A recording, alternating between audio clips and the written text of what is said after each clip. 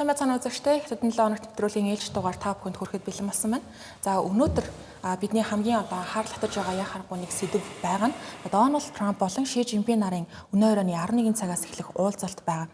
За энэхүү уулзалтын тухай мэдээлэлүүд өнгөрсөн 7 хоногоос хойш за олон улсын хэвлэлүүдээр шуу гэж байсан. Таман уулзалтын үр дүнд ямар шийдвэрүүд гарах, уулзалт хэрхэн өрнөх, за хоёр улсын харилцаа холбоо цаашид хэрхэх вэ гэд маш олон асуултууд байгаа.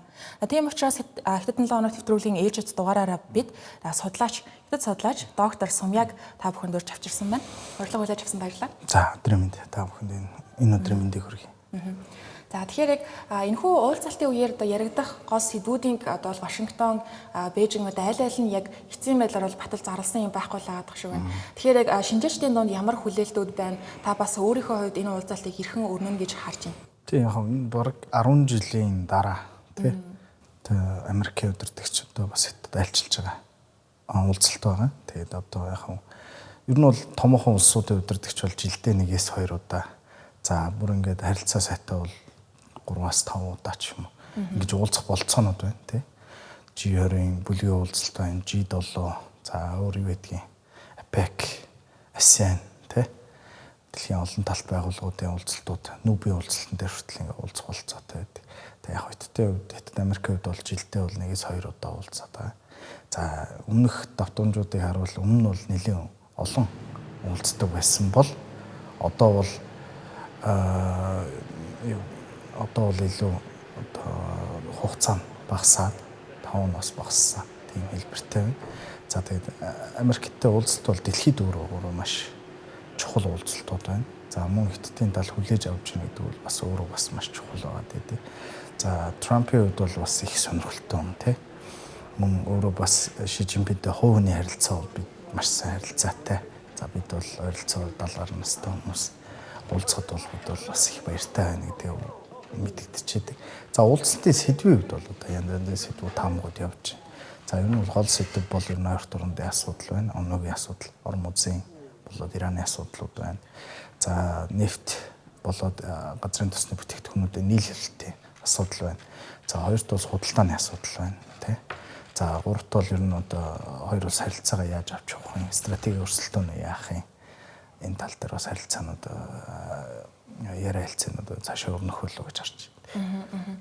Тэгэхээр яг тасан хэллээ хэлцэх гол асуудлуудын дунд яг магадгүй шинжээчдийн хүлээж байгаа одоо хүлээлт дунд харахгүй Ираны дайны асуудал яригдж байгаа гэдэг энэ асуудлаар бол ярих нь бол тодорхой байх гэдэг. Тэгэнгүүт яг энэ асуудалд ойрт орондоо тулгамдаад байгаа энэ асуудал Хятад улс яаж явж байгаад холбогдож байгаа. Тэгээд Америкийн нэгдсэн улсын ерөнхийлөгч Дональд Трамп сая Бээжин рүү одоо явахынхаа өмнөхөн бас төвшөд хэлэхдээ Хятад улс яг энэ Ираны одоо энэ дайны асуудлыг одоо үүсэж байгаа зүйлийг шийдвэрлэхэд бидэнд бас нэг тийм хэрэгтэй заашгүй хэрэгтэй гэж хэлэхэд хэцүү байна гэсэн юм утгатай үгийг хэлсэн байгаа тийм. Тэгэхээр энэний өмнөөс арай өөр байр суурь илэрхийлжсэн санагдаад байна. Энэ талаар дэлгэрүүлвэл Иран өөрөө дэлхийн хамгийн том одоо газрын тосны нөөцтэй улсуудын нэг байгаа. За орон музейн хоолоогоор бараг дэлхийн одоо нефт бүтээгдэхүүний бараг 4/1-ээр бас ордог байгаа. За орт орнуудын бусад орнууд, булангийн орнуудын их одоо нефтийн бүтээгдэхүүнүүдийн нүгээр дамждаг байгаа. Тэгэд энэ нь өөрөө геополитик стратеги маш том ач холбогдлыг харуулдаг. За Ираны асуудалд яагаад Хятадын юм онцгой анхаарч байгааг бол нэгт бол уламжлалт харилцаа байна. За хоёрт бол би бол харахад бол нефтийн бүтээгдэхүүнийхээ бас 10 орчим хувийг одоо 10-аас дээш хувийг одоо юунаас авч байна? Иранаас авч байна. За мөн тодорхой хэмжээний дискаунт одоо тодорхой хэмжээний хямдралтай өмнөр бас олон жил нийлүүлж авч байгаа гэж ойлгож байгаа. За мөн улс төрийн харилцааны хувьд бол бас их чухал харилцаанууд байгаа гэдэг. Булангийн орондоо дундаа бол одоо уламжлалт харилцаагаар маш өндөр түвшинд байдаг. За мөн Швабийн хамт ажиллагаанд байна. Швабийн бас бүр их гишүүн бол Иран байгаа. За Орос хотын одоо байгуулсан 25 жил болж байгаа энэ Швабийн хамт ажиллагааны байгууллагт бол Иран бас аягүй чухал үүрэгтэй байдаг. Нефт бүтээгдэхүүний хувьд. Тэгээ энэ утгаараа бол одоо Иран Хятад чухал байдаг. За гуравт бол Хятадын томоохон бүтээгдэхүүнүүд одоо дэд үтсийн төслүүд энтрийг бол одоо бас Иран боломжийн хэмжээгээр хэрэгжүүлдэг байгаа. Жишээ нь одоо метроны төслүүд байна. За мөн одоо зарим хурдын галт тэрэг, за автобус гэх мэтлэн одоо бараа бүтээгдэхүүний маш их хоорондын харилцаанууд байдаг. За Ираны хувьд бол одоо дэлхийн одоо хоригт ороод маш олон жил болж байгаа. За цөмийн зэвсэг, цөмийн одоо бүтээгдэхүүн үйлдвэрлэж байгаа гэдгээрээ одоо дэлхийн хөгжингүй орнуудын маш их одоо дарамт шахалтанд байдаг улс байгаа. Тэгэхээр бол одоо Хятад бол бас тодорхой хэмжээгээр бараа бүтээгдэхүүнийг авч харилцдаг юм уламжлал харилцаа байна. Тэгээ энэ утгаар бол аягүй чухал байна.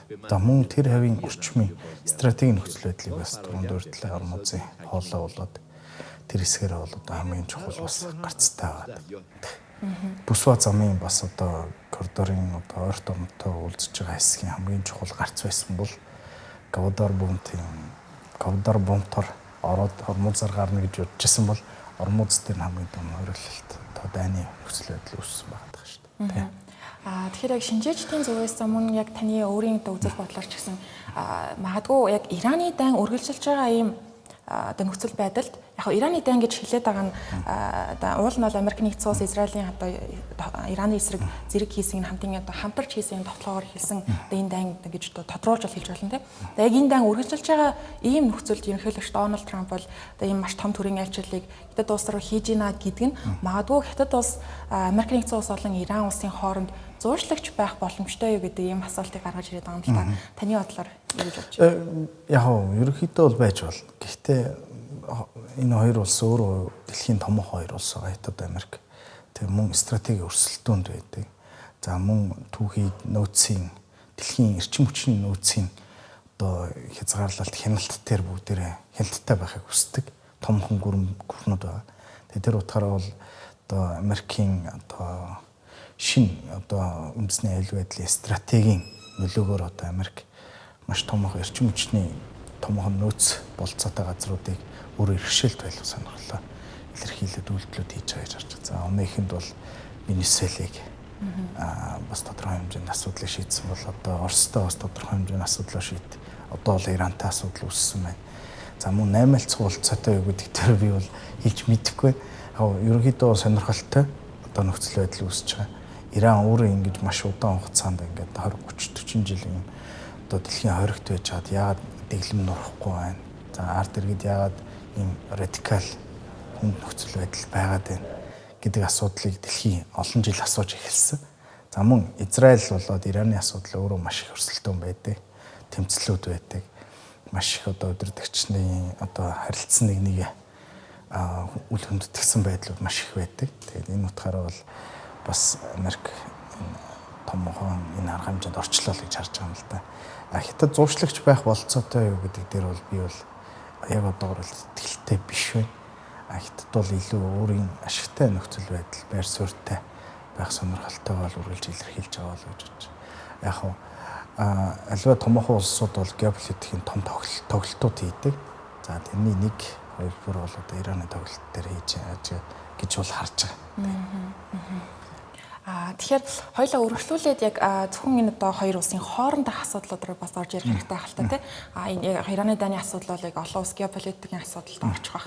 За тэгэхээр яг хоёр улсын хооронд тулгамдж байгаа хамгийн том асуудлыг харахгүй тариф худалдааны асуудал байгаа тийм. Тэгэхээр яг одоогийн байдлаар дунджаар тарифын түвшнөө нэг 40% орчимд байна уу да гэсэн дундаж ийм одоо тав үзүүлэлт байгаа. Үүний өмнө бол бараг 3 хоорондоо тоороо орж исэн тохиолдол хүртэл байгаа шүү дээ тийм. Бас түрх хугацаанд энэ одоо үүссэн байгаа энэ эвлэрхийн асуудал одоо урт хугацааны тохиролцоонд хүрч чадахгүй үгүй юу гэдэг тийм. Одоо Дональд Трамп чинь анхны бүрийн хугацаанд хүртэл ингээл тарифыг нэмж хасаал аягүй л савлгаатай байсан шүү дээ тийм. Тэгэхээр яг урт хугацааны ямар нэг тохиролцоо үүсэх хүлээлт бид нар тавьж болох уугүй юу? Яг ер нь 500-аас 600 тэрбум долларын худалдаа байгаа, хоёр талын худалдаа байгаа. За мэдээж Хятад ашигтай гараад идэг. За энэ донд бас нэг том проблем надад зүгээр харагддаг нь бол Америкийн хөрөнгө оруулагчид Хятад маш их хөрөнгө оруулсан. Тэгэхээр тэрний одоо Америк стандартын бүтээгдэхүүнийг дэлхийд даяар тараах масс үйлдвэрлэлийг хийхэд Хятадыг ашиглаж бас бол маш олон жил болсон. Тэгээд тэр утгаараа бол ингээ худалдаан дээр ингээд одоо Америк бол маш их бол алдагдлуулж ирсэн байна. Тэгээд яг хуу Хятадын хувьд ч гэсэн юу хэрэгтэй байна вэ гэвэл Хятад одоо гадны хөрөнгө оруулалт доктортой байх хэрэгтэй байна. Хамгийн том хөрөнгө оруулагчдын нэг бол Америк улс байгаа. Томоохон үйлдвэрлэлийг эрхэлж байна. Томоохон аж үйлдвэр инновацийн нээлтүүдийг бас Хятад авчиж масс үйлдвэрлэл болгож байгаа газар бол Америк байна. Тэгэхээр Америкийн хөрөнгө оруулалт хэрвээ энэ тарифын одоо худалдаа өндөр байх юм бол тарифын хэмжээ өндөр байх юм бол Америкийн хөрөнгө оруулагчид бол одоо их тас өөр альтернатив сонголтуудыг хийж эхлэх болно. За жишээ нь Вьетнам байт юм уу, Индийг байт юм уу, Бразил байт юм уу. Тийм нөхцөл байдал руу орж байна. Хятад ч гэсэн бас стратеги өөрчилж байгаа харагдаад байдаг. За Америкаас хит хамааралтай байдлаа багасгахгүй бол Америк бас ингээд дотоодын нийгэмд нь асуудал үүсгэж байна, тий? Одоо ажлын байр бий болгох, хөрөнгө оруулалтыг багасгаж байна, үйлдвэрлэл инновацийг хааж байна, дампууруулж байна. За мөн худалдаан дээр баян одоо шахалт үзүүлж байна, тий? Одоо өрсөлдөх чадварыг нь баян одоо дарж байна гэдэг утгаараа бол бас хүндрэлтэй байгаа тийм. За эдгээр хувьд бол одоо илүү хөгжиж буй орнууд руу бас high end, low end бүтээгдэхүүнүүдээ илүү гаргаж байна. Мөн тэнд үйлдвэрлэлүүдэд шилжүүлж байна. Вьетнам руу маш их үйлдвэрлэлээ шилжүүлж байна. Зүүнүүд Азийн бусад орнууд руу бас шилжүүлж байна. Африк, Латин Америкт бас өөрийн экспортын зах зээлээ болгож байна. Гэхдээ мэдээж одоо Америкийн түвшинд яг одоо нөхөх байдлаар бол гарч ирч чадахгүй байгаа. Тэгээд одоо бол цаашдаа бол яг энэ альтернатив сонголттой Америктэй хэр ихтэй ойлголцох гэдгээс болж бас хиттийн өнөөгийн нийгмийн эдийн засгийн нөхцөл байдлыг сайжрах уугүй гэдэг дээр бас асуудал байна. Тэгээд тэр утгаараа бол энэ удаагийн уулзалт өөрөө их символичны одоо бэлгэдлийн түвшин байгаа боловч илүү тийм бас яриа хэлцээний гүн гүнзгий агуулга авч яваад байгаа гэж харж байна. За мөн Америкийн зүгээс ч бас одоо өрсөлдөх чадвараа маш өндөр байлгахын тулд одоо бас хятадтай маш их одоо өрсөлдөж байна. Тийм юмнууд харагдаж байна.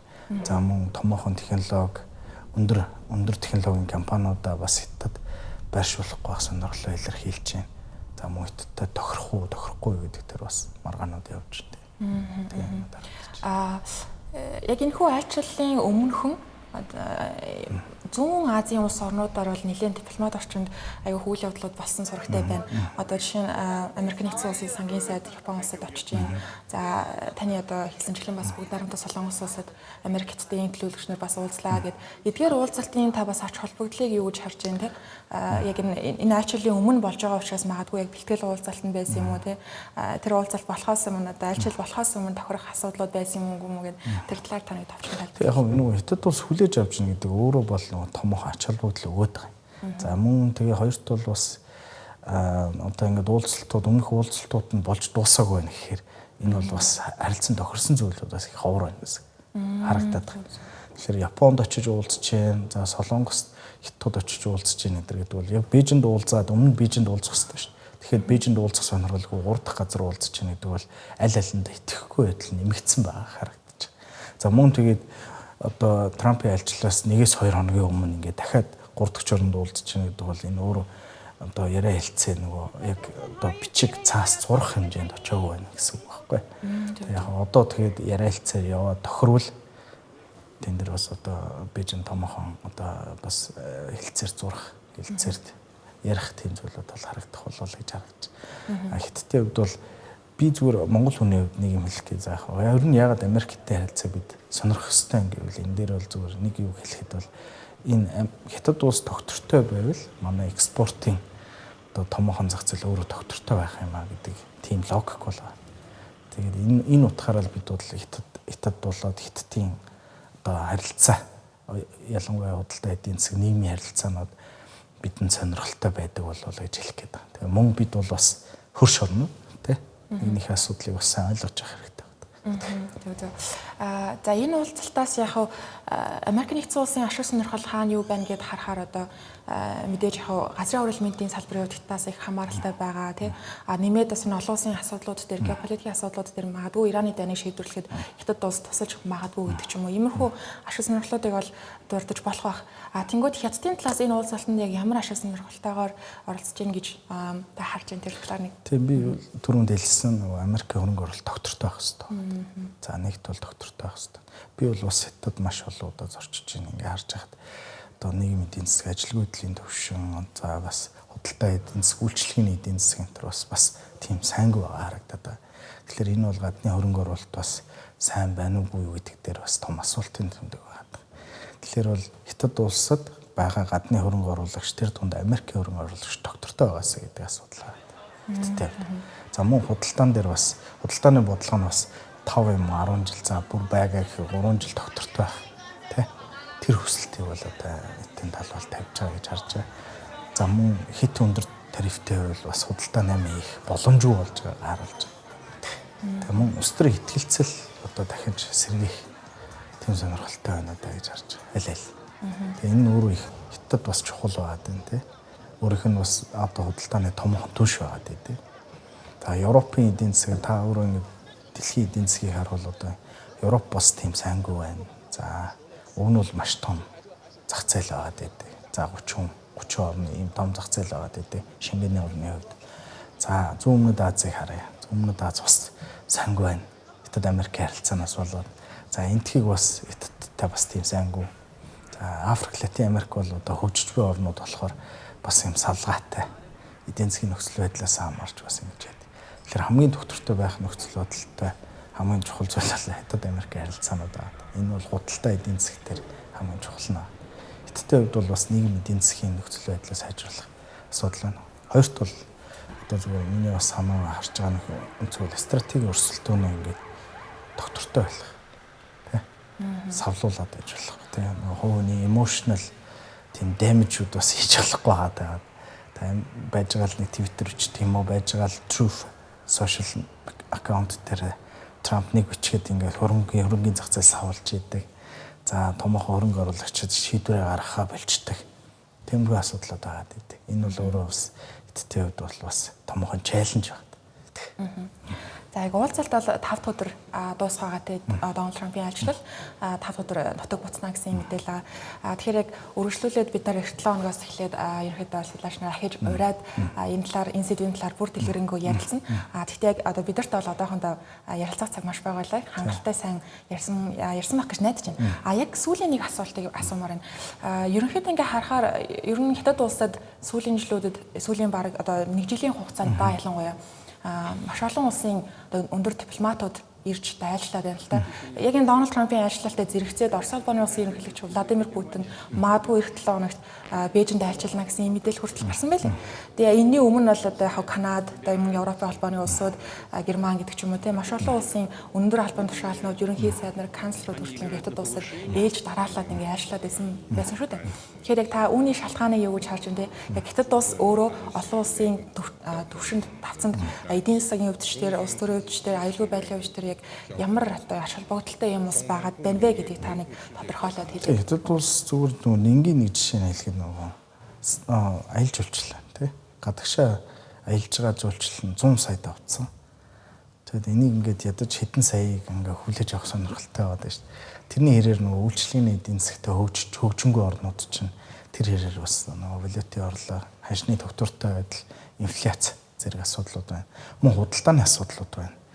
Бас одоо ихэнх орнууд одоо энэ глобалын докторгүй байдлаас болоод инфляцид өртөж байна. Тэ одоо түвшний эрчим хүчний болоод хүнсний одоо томоохон инфляцид одоо өртөж байна. Монгол улс ч бас өртөж байгаа.